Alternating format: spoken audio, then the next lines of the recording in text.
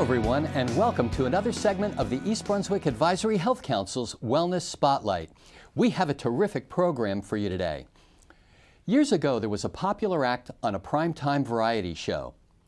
This man's talent involved getting a lot of plates up and spinning with none of them falling. We would marvel at how many plates this person could handle with such dexterity. How often art imitates life. Each of us has our spinning plates, our personal, professional, and social obligations that require our constant focus, time, and energy. What is it that allows some people to multitask masterfully with ease, and others to feel stressed out and overwhelmed to the point where it can harm their physical and emotional health? Many people who are interested in improving their capacity to accomplish more and support higher levels of physical, mental, and emotional wellness are practicing mindfulness, the psychological process of bringing one's attention to experiences occurring in the present moment, which can be developed through the practice of meditation and other training. Tracy Fink is keenly aware of how often we feel stuck at work and are home by our thoughts and habits. In order to become unstuck herself and to help others, Tracy practices and teaches mindfulness in the workplace and in her community. She's currently the director of the Executive Women's Forum, a program she conceived and developed at CohnReznick LLP. The Executive Women's Forum is a gender-based business development initiative which emphasizes connection, communication, and open-heartedness among executives. Tracy has an MBA from Northeastern University and a BA in psychology from Boston University. She's a frequent speaker on emotional intelligence and mindfulness for leaders, courageous leadership, and resiliency. She's currently enrolled in the Teacher Certification Program at Search Inside Yourself, the global mindfulness-based emotional intelligence program designed at Google, and is our featured guest today on the Wellness Spotlight. Tracy, welcome to Wellness Spotlight. Thanks for having me, Ken. Tell us, what is mindfulness? Well, mindfulness is actually just paying attention. It's paying attention to something on purpose without judgment. And it's a way that we focus our attention to be more present. Is this another way of saying present time consciousness, you know, the things that we've heard in the past about being in the moment?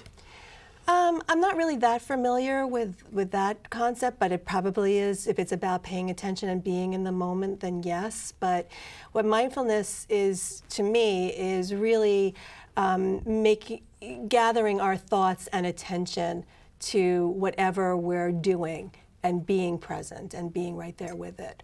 Is this a religion? No, it's not. It's not a religion, but every religion does have a contemplative practice. So we really are taking some of the benefits that come from these faith-based practices and are bringing them, what I'm doing is bringing them to daily life and to work.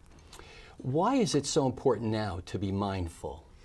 Well, it's not that it's so important now to be mindful. It's actually always been important. I think why this has been in the news or the press or the media or really gaining a lot of acceptance is because now there's scientific evidence that supports we actually can change our brains by paying attention. And with the wellness benefit that comes along with mindfulness and meditation, it does help people feel better. We have so many distractions in our world with our technology and with the news. I think people now are really looking for alternative ways to feel better. And the fact that this is available to us now and the scientific evidence that supports it makes it more acceptable, and I think people are more curious about it. Is there a difference between mindfulness and meditation? Yes, I'm glad that you brought that up, because what meditation is if you're going to the gym and you're working out a particular muscle. And mindfulness is actually a muscle that you're working. So that's the analogy. So meditation is the practice, the dedicated practice of a contemplative practice. And mindfulness is the way that it shows up. So for example, you know how you go to the gym and you are doing arms today. you're in the gym and you're working out and pumping iron.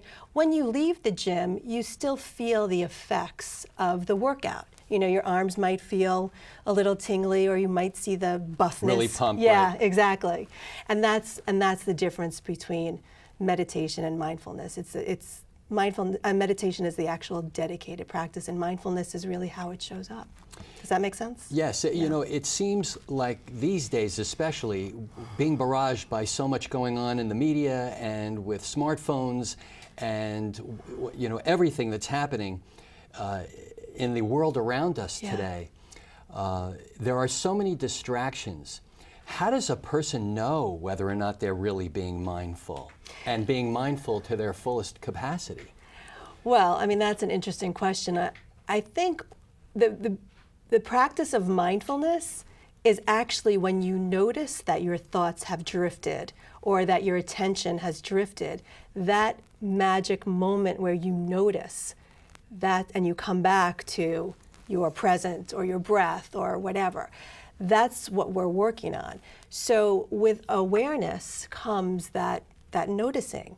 So when we realize, we're spiraling down a path we don't want to go, when we're too attached to the news or to a difficult conversation, when we rehash some things over and over in our heads, when we realize we've just gone down a path that is no longer serving us, that's where the mindfulness comes in. I don't know if there's a full potential. It's always a practice.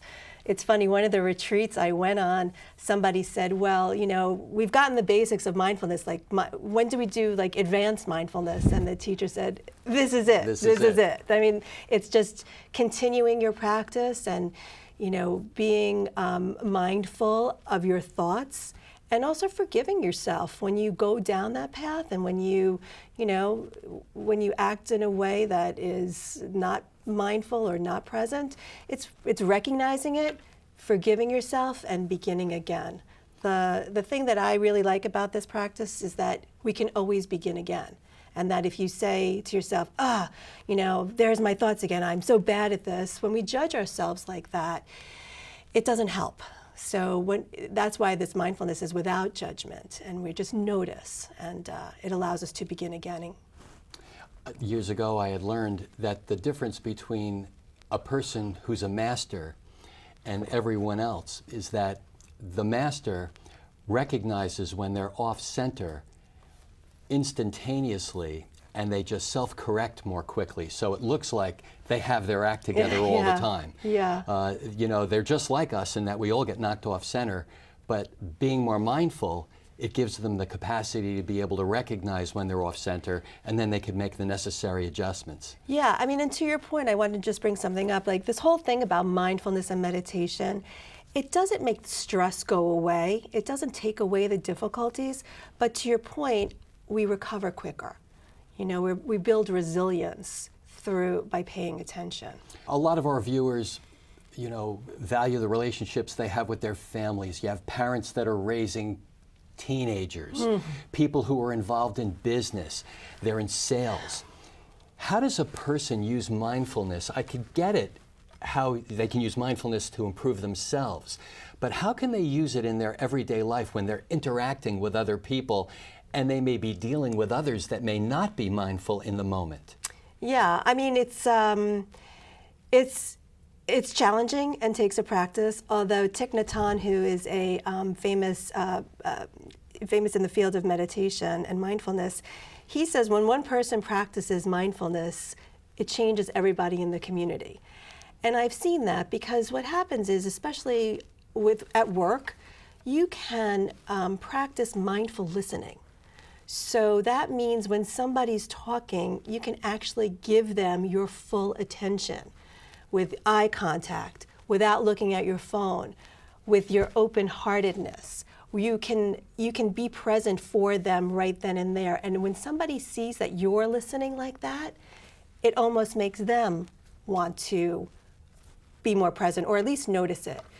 There's also ways that we can have mindful conversations at work and at home, especially dealing with our children.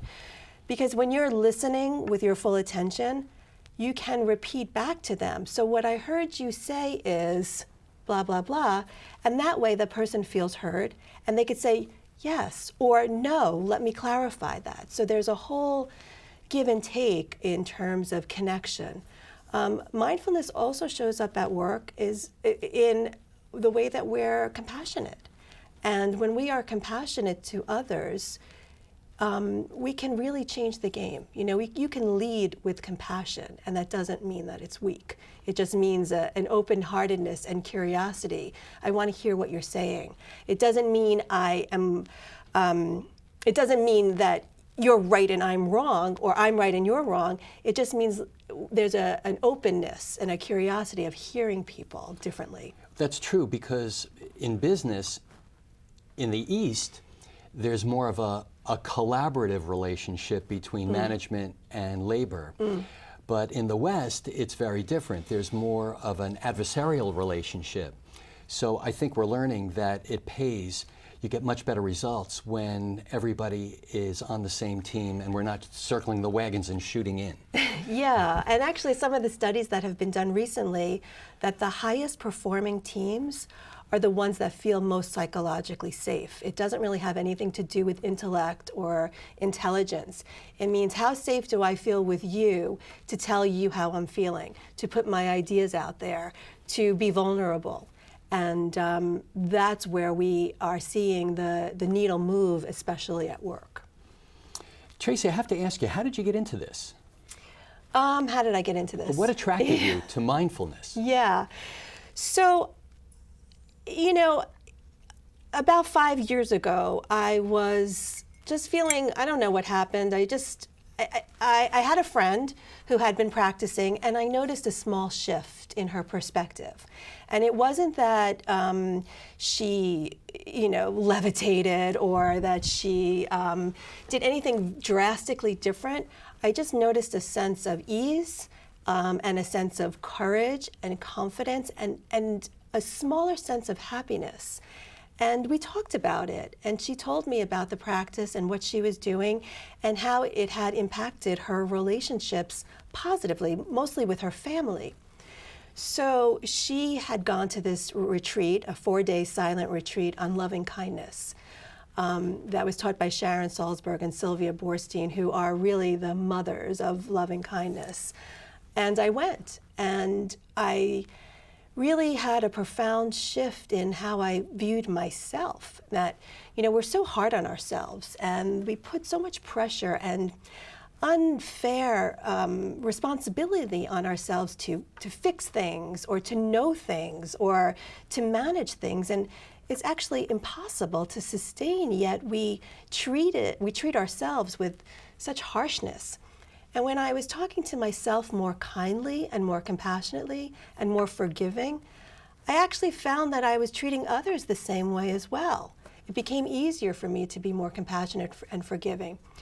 And because I spend most of my time at work, I found that this was showing up at work, and it was really resonating with people that, wow, you know, I can be kind and still be an effective leader. Or I can make people feel okay, and then I would see them in turn make their team feel okay.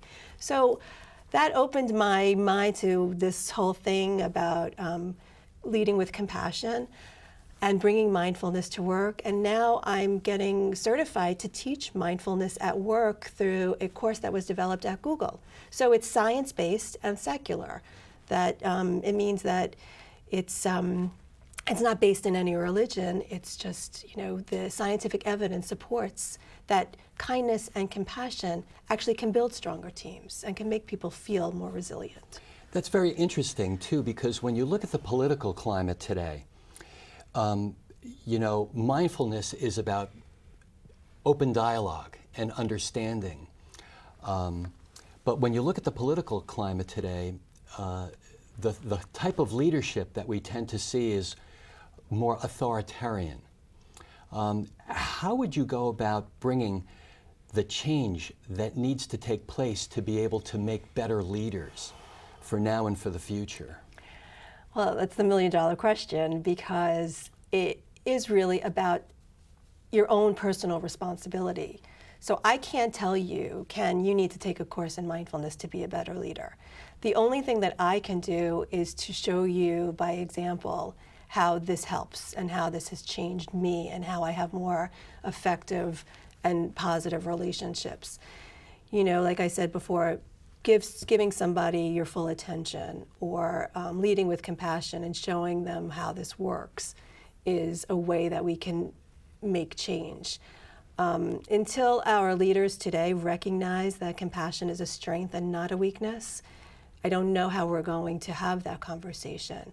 But there is an army of people who are in decision-making roles at very high levels in big companies who are embracing and practicing this. And they're showing that their companies are more profitable, that their teams are more effective when they instill a mindfulness component of paying attention. So I'm hoping that there's, leading by example. Who would you say are some notable people, celebrities, political figures, or CEOs of large companies who you feel would be great people to emulate on that level? Well, I mean, the first thing that I really want to emphasize is that mindfulness is not for everyone. I think it's for everyone, but you can't mandate it at work because it's something, people have to come to it themselves. So like the CEO of Aetna, for example, I can't remember his name, but he has really instilled mindfulness into the culture of the company. There's dedicated meditation practices, and there's these mindful listening exercises, and there's trust circles, and they've seen an increase of profitability, a decrease in absenteeism, just feelings of resiliency. So that, I think, will hopefully inspire other companies to offer this as a form of corporate wellness. I don't know. Are there any companies that you've seen that have resonated with you in this space?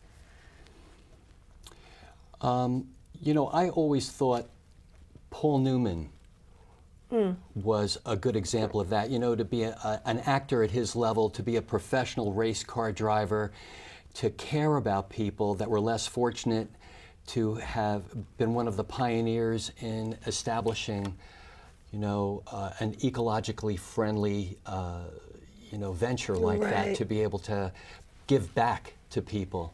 Right. Yeah, this whole thing about corporate responsibility is really taking on a new turn too, and that comes from compassion also. We have a lot, and when we can give back and also have our employees feel good about working at our companies, it's big. What inspired me, because I work for an accounting and consulting firm, there's a leader who is doing mindful leadership at SAP, which is one of the largest, I think, accounting software companies in the world. And he has become a certified teacher in mindfulness and really bringing it into his processes, into his client service, into his employee relations. So it affects all aspects of the company. So, people can't stop their thoughts, Tracy. Their thoughts even invade their sleep. So if you can't stop your thoughts, how do you go about being more mindful, especially at times where you feel like you're being more conscious, but you may not be? Well, that's I'm glad that you brought that up. It's a great question because people think that we have to stop our thoughts. The thing is, we can't. We have brains that are developed that are thinking. It's noticing our thoughts, and it's noticing when our thoughts have taken us down a road that is not serving us. So that's what the practice is. When we notice that our thoughts are harsh or judgmental or untrue, or the point that you made earlier, when we try to change something that happened in the past and ruminate, I wish I said that, I should have said that, why did I say that? Or worry about something that might not even happen in the future, yet we go there and we plan it and we assume and then we live it, then we make decisions based on something that never happens. That's what we're trying to do, is rein in those thoughts, notice them, and then bring them back to present attention. Because when we say, I'm not going to think about that, when we try to stop thinking, it's kind of like, don't touch the cup, it's hot. Don't touch the cup, it's hot. What are you going to do? You're going to touch the cup. So when we say don't think about it, I'm not going to think about it, I don't want to think about that conversation, that's what we think about. So yes, we have to bring it in, allow it to be there. I hear you, I notice you, I'm not going to give you any of my attention. So for a person who wants to be more mindful and learn resources to help them, where do they begin? What type of options are out there for a person? Hundreds of options out there. Well, how I started, I read a book called Happiness is an Inside Job by Sylvia Boorstein, and it's really about compassion for ourselves and noticing and paying attention. Love. Love. Yeah. But in a way that shows up that's kind and open and curious. But there are so many apps. An app on my phone that I think is really helpful is something called Headspace, and it's a great way to get started. It's a 10-minute guided meditation. It has gotten a lot of attention. The founder of Headspace was recently on The Tonight Show with Jimmy Fallon and led a guided meditation. It was very exciting to see it brought into the mainstream. I use it also an app called Insight Timer, which is not only a timer, but also hundreds of guided meditations based on anything you want to work on. I want to be more self-compassionate. I want to be more productive. I want to be, I'm looking to increase my knowledge on self-esteem. I want to have better connections in my relationships. And there's different guided meditations that help us think a little bit differently. How does a person know whether or not they need a psychologist or psychiatrist to be able to help them with their thoughts or mindfulness? Or is it better to do both? In people who may feel a sense of anxiety or depression or disturbance or upheaval in their life? I don't know. I think I do know that a lot of psychologists and mental health professionals are moving now towards a mindful philosophy and approach to care that doesn't take away what their studies are and being able to prescribe medication if you need it.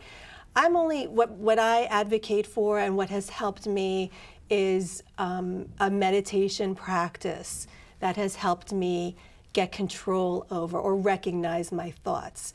I do some mindfulness coaching, and I do tell people, listen, I'm not interested in your childhood and all of the things that led up to this point. I'm really interested in focusing on what's happening here and now. And maybe we will uncover some of those things that have happened in your childhood, maybe the belief system or the stories we've always told ourselves. But depending on the individual situation, this is another enhancement in well-being. Take us through the process. If somebody contacts you, how does it work? You mean in terms of mindfulness coaching? Yes. Well, like what I do at work, often people come to me when they're feeling stuck. So stuck means I messed up on a project. My boss, we talked about it. I know what I need to do next time. I just cannot get past that feeling of failure. So we sit with it. We we do a guided meditation where we talk where we envision a sense of self-worth and a sense of accomplishment. Remember a time when you did something wonderful and you were proud of it. How does it feel in your body? What does it feel like? Can you remember those feelings? And it's also a practice. It's also a sense of, okay, this happened. How can I forgive myself? And then maybe we do a loving kindness meditation. May I be safe? May I be healthy? May I be at ease?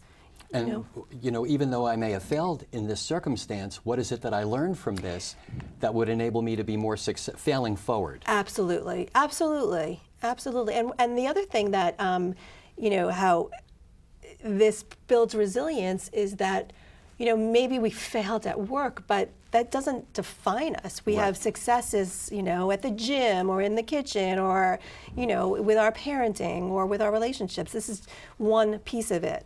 So what mindfulness also has taught me is not to give more weight to the fear or the failure, that everything deserves equal weight. The success, the love, the beauty, the fear, the failure. It's not that I'm saying I don't want to have anything to do with fear or failure. I'm just letting the success and the joy have equal weight. Tracy, in the couple of minutes that we have remaining in the program, what would you say are some of the biggest issues personally that people are dealing with these days that you feel mindfulness can help them with if they're, open to it? Yeah, I mean, I do a lot of work with women. I see a lot of judgment. I see a lot of self-criticism. I see judgment about what? Being human, I should have known better. Why did I say that? Mistakes. Why can't I fix this relationship? Why, Taking responsibility for things that may not necessarily be their total doing. Or that's not their fault to undo. Right. Uh-huh. Yeah. So I think I also think that if we can put a little more compassion into our lives, love and compassion, and not have love be a dirty four-letter word, is actually a very important piece of how we show up. I think that can change things when we accept that love is the connector at work, at home, in all of our relationships. When we accept that, I think that can be the game changer. And good words to end with. If somebody has questions or would like to get a hold of you, Tracy, how do they do it?